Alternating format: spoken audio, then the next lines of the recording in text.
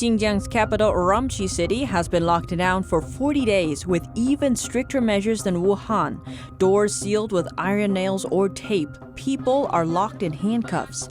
Citizens have been seen venting their frustrations by shouting into the night. 14 families were washed away in their sleep in one village alone. Local media made no mention of any death toll or missing cases. In China, kindergarten has been turned into a propaganda class. Young children are made to watch Xi Jinping's political speeches. The world is becoming even more dependent on China's medical protective gear. In May, China supplied over 80% of the major types of PPE that medical staff wear. That's a 24% rise from January. And the U.S. is looking to overtake China with 6G technologies. And news is circulating that the Trump administration's WeChat ban isn't as broad as previously thought. Welcome to China in Focus. I'm Tiffany Meyer. For over a month, authorities have kept the entire city of Urumqi, the capital of China's northwestern Xinjiang region, under lockdown. The measures used there are even stricter than those during Wuhan's lockdown, where the CCP virus originated.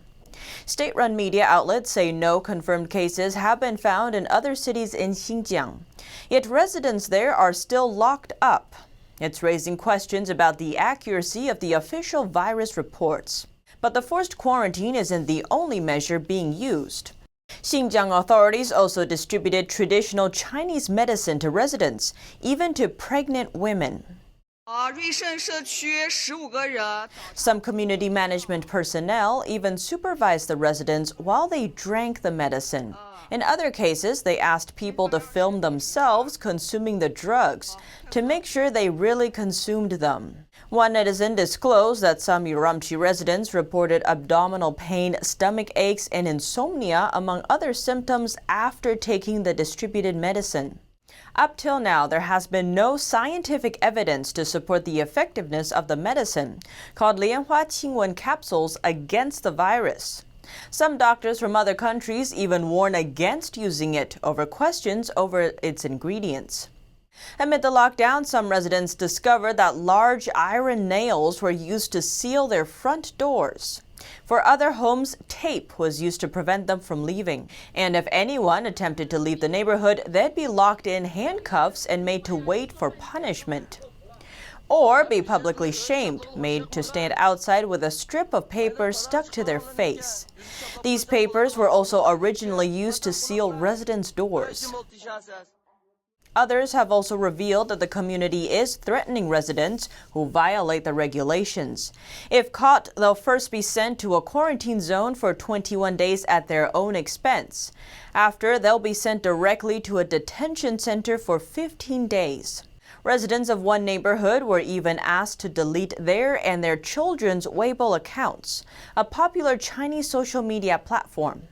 They were told that if they spread so-called negative information or rumors, like details about the real situation there, they would be held accountable. Accordingly, if caught, it would affect their integrity, employment, and their children's exams, used to qualify them for entering the next level of schooling. It would also affect college entrance admissions and residents' ability to join the Communist Party. The situation's psychological pressure can't be ignored either. Just like Wuhan citizens months ago, Urumqi citizens trapped inside for nearly 40 days have been seen venting their frustrations by shouting into the night.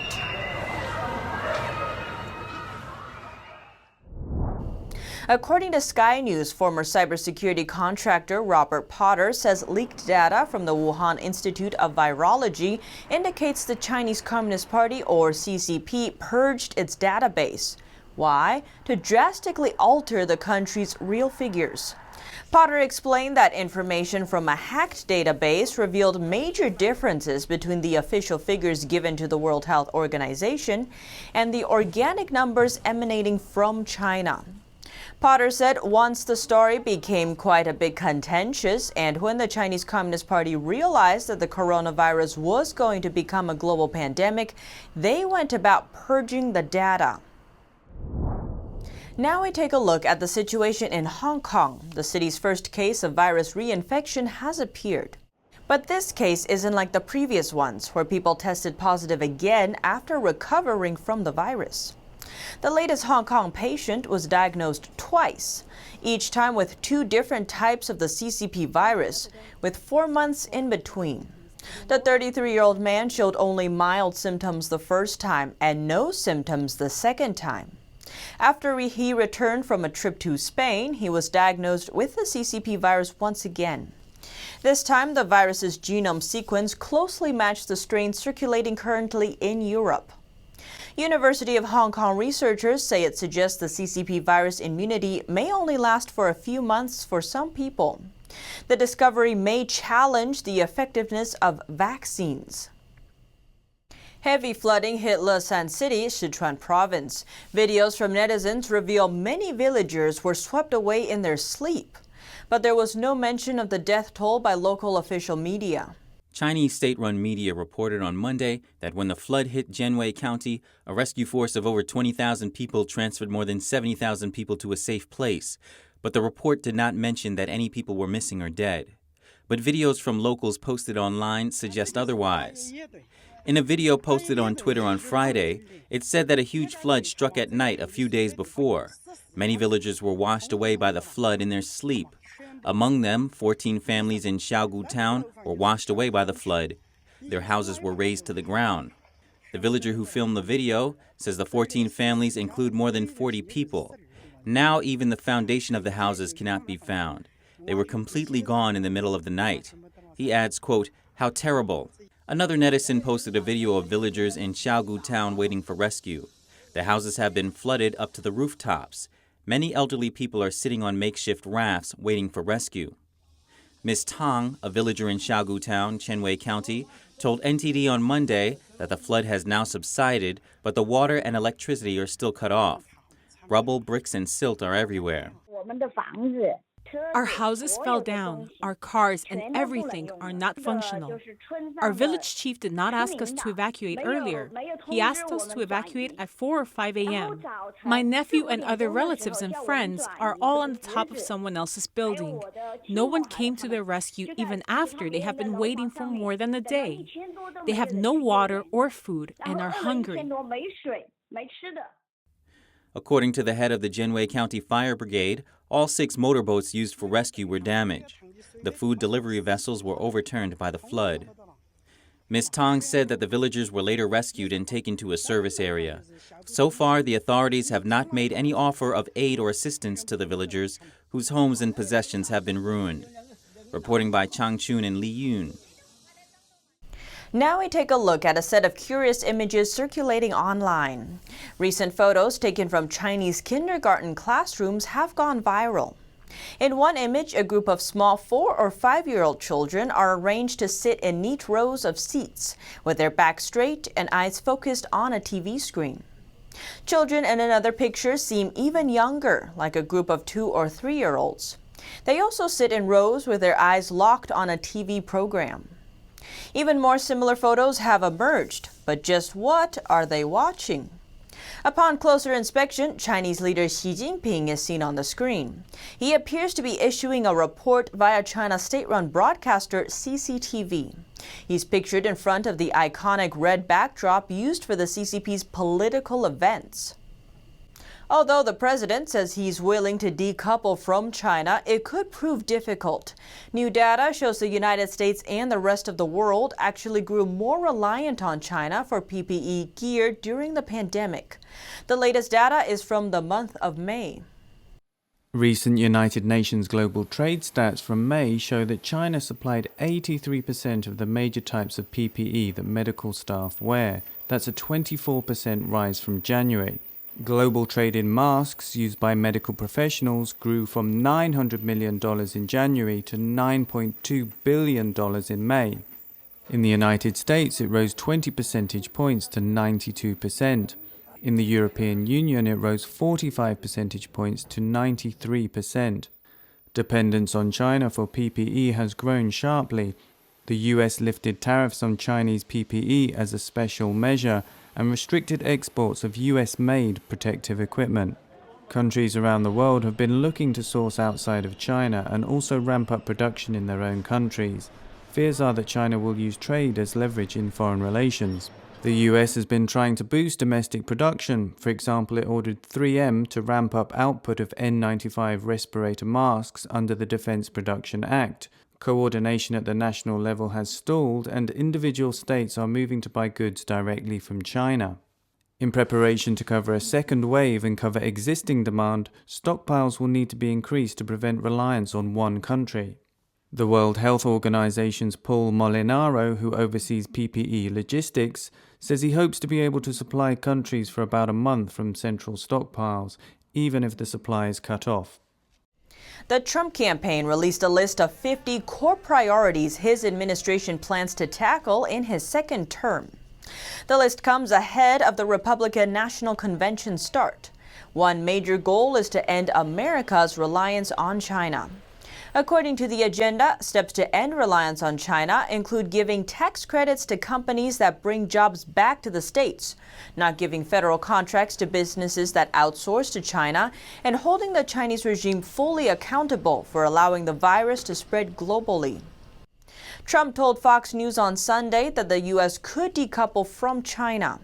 He also reiterated developing a CCP virus vaccine by the end of the year, but this time with a new priority tacked on, a return to normal by 2021. Other goals on the list include ending illegal immigration, creating 10 million jobs in 10 months, enacting fair trade deals to protect American jobs, and expanding opportunity zones. The press release added that Trump will expand on these goals throughout the week on the campaign trail, as well as during his acceptance speech on Thursday at the RNC. And while the U.S. would need to make significant changes, China may also need to. It's facing a food shortage right now, with CCP leader Xi Jinping telling Chinese people to conserve food. Would decoupling make the problem even more challenging for them? NTD's Paul Graney asked Riley Walters, senior policy analyst and economist at the Heritage Foundation's Asian Studies Center, to find out more. China has, over the first half of 2020 compared to the first half of 2019, China's had to import something like over 1,000 times more of pork and grain products just to meet domestic demand. And so when we talk about pork imports, it's an increase of something like, from 1 to 2 billion a year, 1 to 2 billion in the first half of the year to almost, I think, something like 16 billion, right? And so it's a significant amount that they're having to rely more on. This is potentially an upside, though, I guess, for the U.S.-China trade deal, where China actually has to buy 12.5 billion more agricultural products this year than they normally would as a part of the phase one deal. If we're talking about China's food crisis, though, if it would have any more additional pressure on that, China doesn't rely just on U.S. agricultural imports or imports from the U.S. As we've seen over the last couple of years, again, from the trade war, there are substitutes around the world. If China's not buying soybeans from the U.S., it can certainly go to Brazil and buy their soybeans. If they're not buying meat products from the United States, they'll get them from New Zealand and Australia. And a lot of these countries might not be on board with 100% decoupling because they are smaller economies. Some of them do rely much more on exports and imports than the United States and China, which our two economies aren't necessarily driven by imports and exports. The Chinese city of Suzhou is one of the world's largest bridal goods exporters. But as couples around the world delay, downsize, or cancel their weddings amid the pandemic, the city's dressmakers are suffering. Tailors in the Chinese city of Suzhou usually have their hands full churning out beautiful dresses for brides around the world and helping them find the dress of their dreams. Suzhou is China's wedding gown city, one of the world's largest exporters for bridal goods. Xu Chuanhai is the founder of Giselle Wedding and Evening Dress Company, one of Suzhou's largest gown manufacturers. He said the company's sales from overseas have dropped significantly. Now there are much fewer overseas orders, not even 10%. I hope that the epidemic abroad can get under control, which will allow wedding dress studios to reopen. Factory workers have also reported concerns about the potential loss of jobs.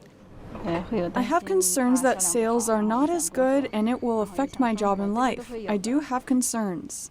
And on the retail side, only few shoppers can be seen in this major mall, known for attracting visitors from across China and abroad. Zhu Yuan, chairwoman of Roman's wedding dress manufacturer, said there are almost no dress sales happening now, adding that many of its distributors didn't survive in this crisis. If there are 100 clients, only less than 10 or 20% of them survived. It's really a low survival rate. We are also facing difficulties. All of our staff are back to work, but they mostly sit in the store and wait. No one comes at all. One bride, named Wei Jiawen, explained her family had to settle for a smaller celebration in Shanghai 6 months later than intended. We were under pressure both physically and mentally for half a year because of the delayed wedding. It's not convenient to go outside. Taking children to the wedding ceremony is also a risk because the epidemic is not completely under control yet. China's 2020 Wedding Expo was held in Shanghai last month. It's an annual event that draws wedding gown resellers, exporters, and bridal studios. But exhibitors reported very few visitors. Now to Hong Kong. Many from Hong Kong are rushing to buy properties in the UK. Agents and residents say it's due to the new security law. Property agents said they sold more than double the number of apartments to Hong Kong buyers in the past 2 months, mainly for personal use. Some agents say the demand is unprecedented. One property agency has sold as many properties in 2 months as it normally does in a year. Another agent said Hong Kong buyers are nervous about the political situation and want to ensure their families are safe and their income is protected. A weaker pound and a temporary halt to a certain sales tax have also encouraged Hong Kong buyers to invest in the UK. China's tech conglomerate Tencent has quietly changed the name of one of its apps. It's called WeChat Work. It's similar to WeChat, a messaging and social media platform, but it's designed for corporate communication. For example, users can log their work hours using the app. Tencent updated the app's name without public notice. The move comes after President Trump's ban on WeChat. Earlier this month, he gave U.S. companies 45 days to stop doing business with the app. The scope of the ban isn't clear yet, but now news is circulating that the ban won't be as broad as previously thought. Bloomberg reports that the Trump administration is privately reassuring U.S. companies like Apple that they can still do business with WeChat in China. A fifth of the U.S. tech giant's sales comes from China. The report cites anonymous sources, but the ban on Chinese apps is drawing some resistance. Now from social media platforms to the devices and networks that use them.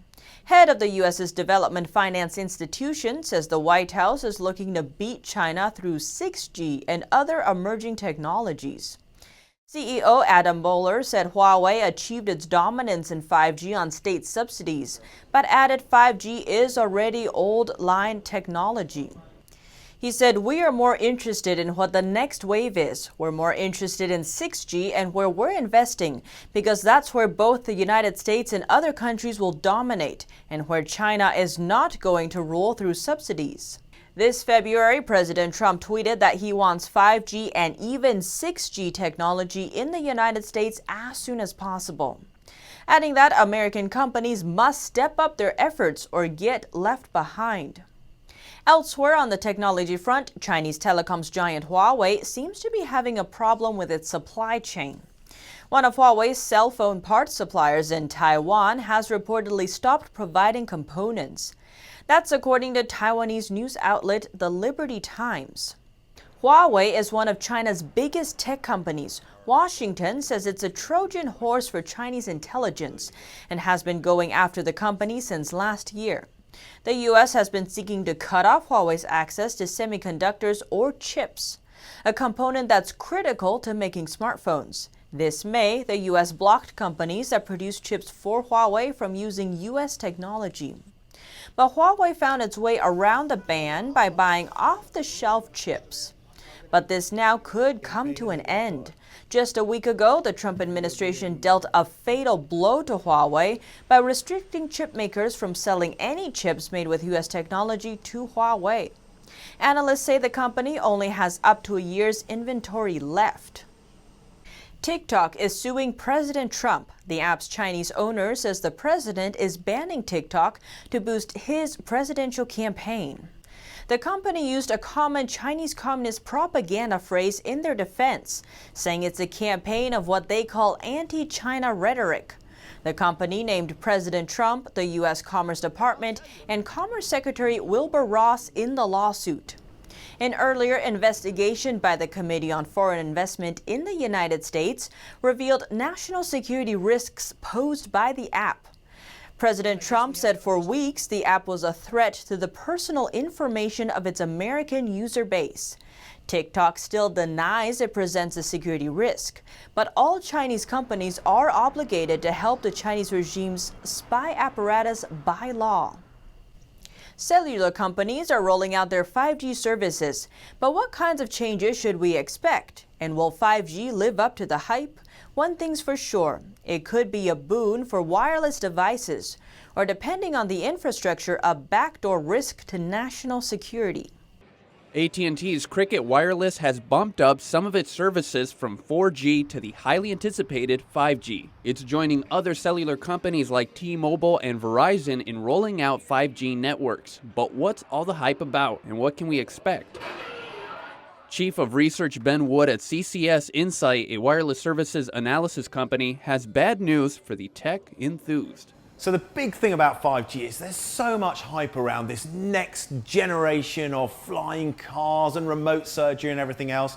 And I'm afraid I have to disappoint you. In fact, 5G is really just going to be doing the things we do today a little bit better. That means slightly faster speeds and much better data distribution for users on wireless networks. Take, for example, self-driving cars. Wood says they'll benefit by receiving data at faster speeds, where a millisecond can make a big difference. But part of what makes 5G such a hot topic is the U.S. campaign against China's risky 5G infrastructure. I want to take this opportunity to congratulate the British government for its principled responses to these challenges. You made a sovereign decision to ban Huawei from future 5G networks. The US, UK, and Australia have banned made-in-China 5G infrastructure like that from Huawei and ZTE. As for what's available now, iPhones are not on that list, and Wood says he doesn't think 5G will really take off until they are. Apple is expected to launch its first 5G smartphone this year.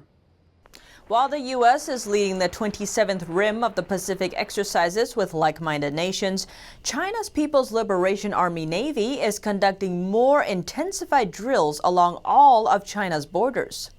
The biennial Rim of the Pacific exercise led by the U.S. kicked off on the 17th this month in the waters around Hawaii and is planned to last until August 31st.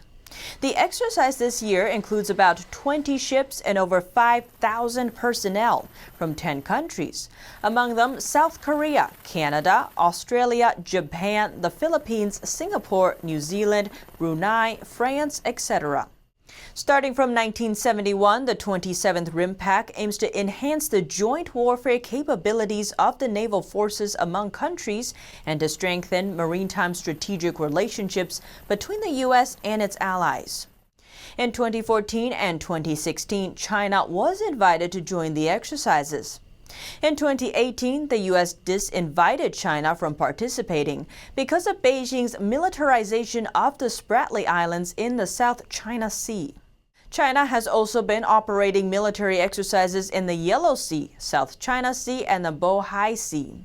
The PLA Navy will reportedly have over 10 military training activities in a single month of August, including drills taking place almost all along the Chinese coast. As China's provocation in the South China Sea and Taiwan Strait is rising, Taiwan and the U.S. take another step to show a united front. The de facto U.S. ambassador in Taiwan joined the Taiwanese leader for the first time on Sunday. They met to commemorate a key military clash and the last time Taiwanese forces engaged in a large-scale battle with China. Taiwan President Tsai Ing-wen laid a wreath in respect at a memorial park in Kinmen Island. It sits a few miles off the Chinese metropolis of Xiamen. In August 1958, Chinese forces spent more than a month bombarding the Taiwan-controlled Kinmen Island. The conflict included naval and air battles with China seeking to force Taiwan into submission. Major General Liu Qianghua, spokesman for the Kinmen garrison, said, "It's important to remember an event that was so crucial to ensuring Taiwan's security." Of course, we hope there is no war, but it is dangerous to forget about war. This is the spirit we need to safeguard. On her Facebook, Taiwanese President Tsai Ing-wen wrote on Saturday that it's the president's duty to safeguard national sovereignty, defend democracy and freedom, and ensure the rights of Taiwanese people's survival. This is not a provocation. And now we turn to another move in line with the U.S.'s hardening stance. Chinese leader Xi Jinping may soon no longer be referred to as President Xi if one U.S. lawmaker's bill gets passed. It's called the Name the Enemy Act. If passed, it would require official U.S. government documents to refer to Xi according to his role as head of the Chinese Communist Party, or CCP. So for Mr. Xi, his title would read General Secretary of the CCP. Newspaper The South China Morning Post quoted Xi's critics as saying the term president offers unwarranted legitimacy to an unelected leader. Although the bill has yet to be passed, U.S. Secretary of State Mike Pompeo has already started referring to Xi as General Secretary instead of President. And that's all for today's China in Focus. Thanks for watching and see you tomorrow.